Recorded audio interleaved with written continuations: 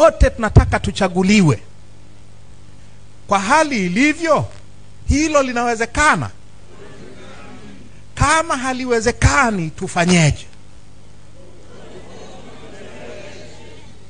Wamesema kitu kimoja, kitu sahihi hapa. Wamesema kitu kimoja sahihi hapa. Wanasema hivi, msimamo huu unaashiria uasi. Ni kweli.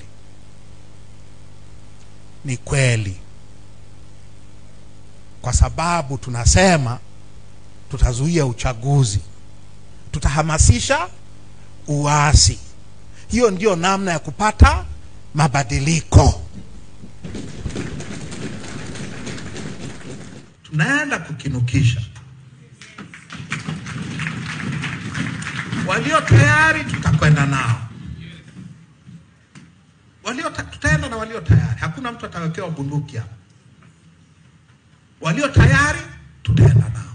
Huu uchaguzi tutavuruga huu uchaguzi.